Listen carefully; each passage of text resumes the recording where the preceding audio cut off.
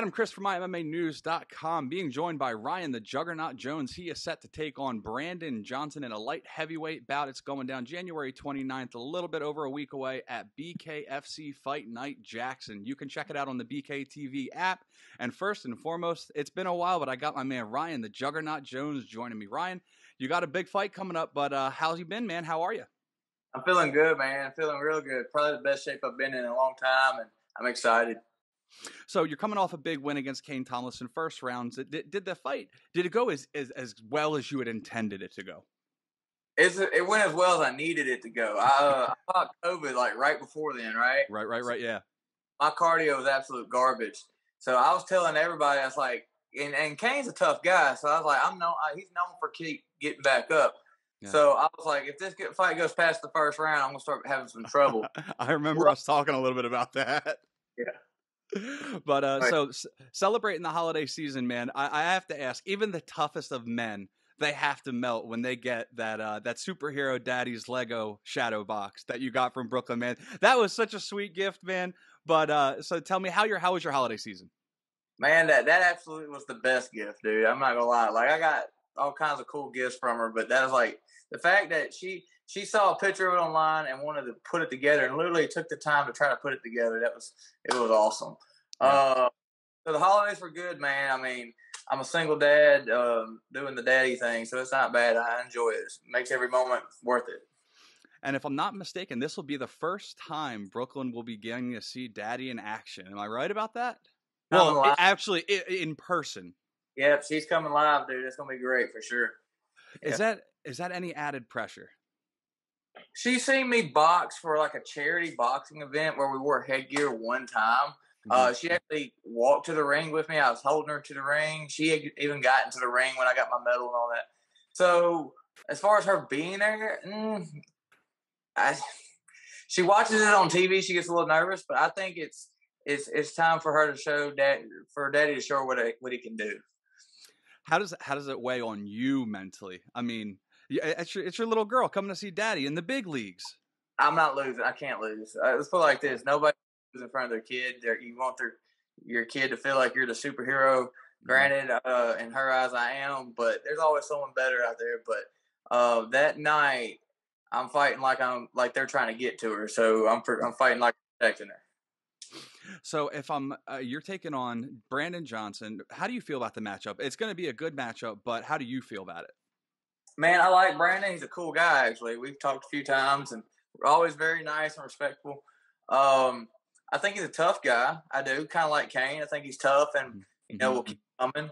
I feel like as far as the matchup goes, I feel like I'm kind of overlooked. So this time I'm going to be shocking a lot of people, and I don't see it really going past the third round. And you say that you're being overlooked, but I've been, obviously doing my homework, listening to a lot of your interviews and everything. Now, I heard that if you show out in this fight, as you said it, that there's title implications, meaning that, there might be talks about you in a title. Has that been confirmed with Nate or Dave or, any of the... It's just word of mouth that gets around. It's like, but at the same time, they want you to fight the top names and all that. And so there's word of mouth that if my streak keeps going, because besides that split open cut that got stopped, I haven't been put down really. Nothing's really happened to me. So that was word of mouth, but at the same time, they're saying that's being said to a lot of people. So all I can do is just keep putting whoever is in front of me down to the ground, and eventually they got to quit denying me. But after this fight, and I'm not disrespecting my opponent. Anything can happen. It's a fight, but I believe in myself enough to know that after I beat Brandon Johnson, I want them to give me someone that's like, man, if Ryan wins this, he needs to be up next to the title.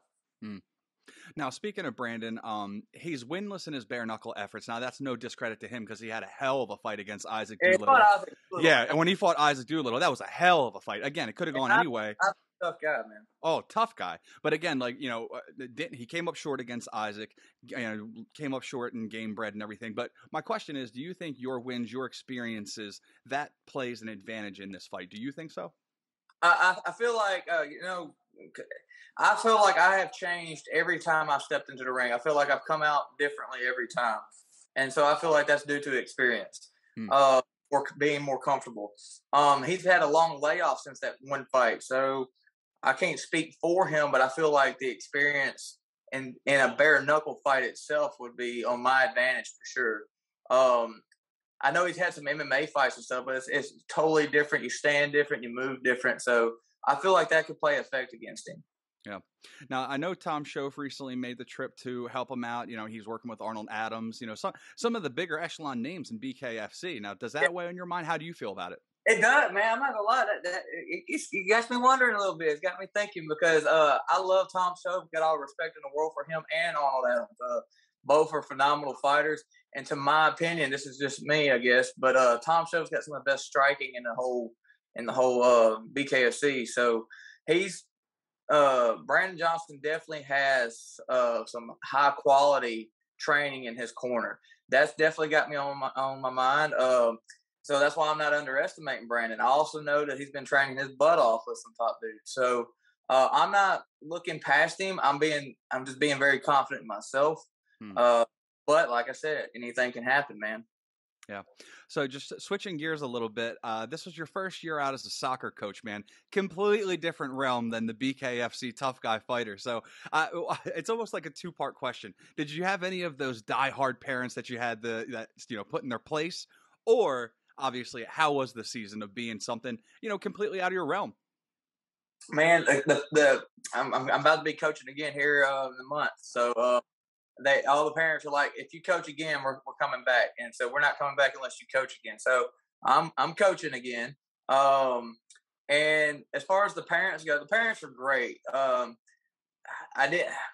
don't think I had anyone that even really wanted to kind of really get on my nerves. They were just kind of all very friendly. And then the kids, man, my daughter's, my baby. But when I started coaching these kids, I got, kind of got attached. In fact, my daughter's now best friends with one of them. So it's different, man. So I'm excited to see all of them again and have another good season. So Coach Ryan, man, your perspective, how's this fight going to play out coming up on the 29th? How do I predict it coming? Well, I want to get your prediction after this, but how do you think it's going to play out? Round one, bell rings, ding, ding. How do you think it's going to play out? We all know I don't take a step backwards. No, you don't. I don't take a step backwards. So and just no disrespect, but if he comes forward with me, he's going down. If he goes back and tries to be smart, then it'll drag out a little bit longer until I catch him. But I think he's going to crack eventually because my pressure round 1, 2, 3, and I'm going to do that all 5 rounds until he crumbles. You're just going to see me, not like I did at Kaine, not where it's just full explosive right out the gate, but I'm going to come out, putting the pressure I put on, and it's going to wear him down, and he's going to go down. And we've talked before about some of your little tells and everything. If you feel like comfortable going in for the kill, do you have any tells that you want to give for this one? All right, so I noticed my hands come out wide. It's still a bad habit I'm breaking from my MMA days, from like getting ready for a takedown and stuff. Mm-hmm. Having a sprawl. Yeah, just ready to, I shoot for an underhook and throw my hips out just in case you're shooting for a takedown. It's just a bad habit I'm still trying to break. But if my hands go down, like after you've hit me a couple times, if my hands have gone down, I'm not worried about you touching me one bit. Because the only person who's really hit me hard, that was Eric Thompson at the very beginning. As far as that, once my hands go down, I'm not worried about what you're throwing at me. And so that's my biggest tell, really. That's absolutely insane. I know we've talked about it before, but that blows my mind every time we do bring it up, is because if you drop your hands, you're not concerned about one of the most dangerous people on earth, because you're not going to get to the elite level without being dangerous. And you're just saying, if I drop my hands, I'm not concerned about you. Baffles me. I know it's dumb, but and if you start seeing me kind of dance around, I done got comfortable. I'm going to put some more footwork into this fight. I'm not going to be just kind of plodding around like a zombie and letting you hit me. I'm going to be moving around a little bit more, but if you start seeing me kind of just beat bop around and my hands are down, you're in trouble. I love it. So what do you think about a prediction? How are you going to take this guy out, man? It won't go past the third, in my opinion. But he's tough, so he could shock me, but I don't see it going past the third. Awesome. I know you got a couple new sponsors added on the wagon. So how can fans keep up with you on social media? Shout out to your sponsors. The floor is yours, brother. Man, you can follow me on my Instagram, Ryan the Juggernaut Jones.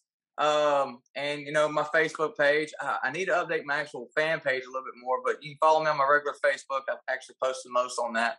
I'm gonna give shout outs to Tractor Chiropractic in Monroe. The guy's awesome. If you need your back realigned, that's the place to go. Robbie Davis Motorsports, man. If you're looking for a reliable vehicle, that's your guy. You know, the Fighter's Friend, they just picked me up, so you know you can't go wrong with that.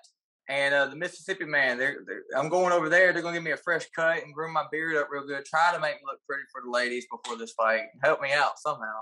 And, yeah, man, that's all my friends and family and everybody. I appreciate everybody. Awesome. Ryan, it's always a pleasure to catch up, man. I look forward to seeing the fight again, and best of luck. Thanks, man. I appreciate you. There he goes. Ryan the Juggernaut Jones set to take on Brandon Johnson. It's going down in a light heavyweight bout January 29th at BKFC Fight Night, Jackson in Mississippi. You can check it on the BKTV app. For Ryan Jones, I'm Adam Christ. Make sure you keep it locked to mymmanews.com for all your fight news needs.